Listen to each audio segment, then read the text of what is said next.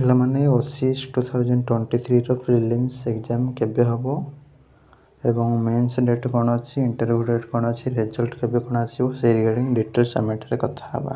नमस्कार दोस्तों, इस वीडियो को लाइक करें, हमारे चैनल को सब्सक्राइब करें, इस घंटी के आइकन को दबाएं, ऑल सेलेक्ट करें हमारी सभी वीडियो सबसे पहले देखने के लिए।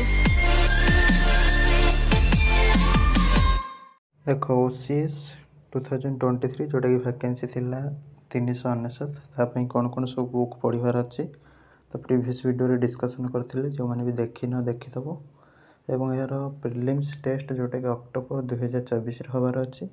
तो अक्टोबर 2024 रे पिलांगर क्वेश्चन रहउची सर केबे बा केउ डेट रे हे पारे। देखो 6 तारिख तम रविवार रहउची, 13 तारिख, 20 तारिख, 27 तारिख, ठीक है। ये गोटा सब रविवार रहउची, तो रविवार ही एग्जाम हो कहीं बहुत सारा जॉब होल्डर भी एग्जाम देवे। तो से अनुसार मैक्सिमम पॉसिबिलिटी तुम रोचे 13 तारिख बा 20 तारिख रे एग्जाम हबार, ठीक है। 13 तारिख रे मैक्सिमम पॉसिबिलिटी रोचे एग्जाम हबार।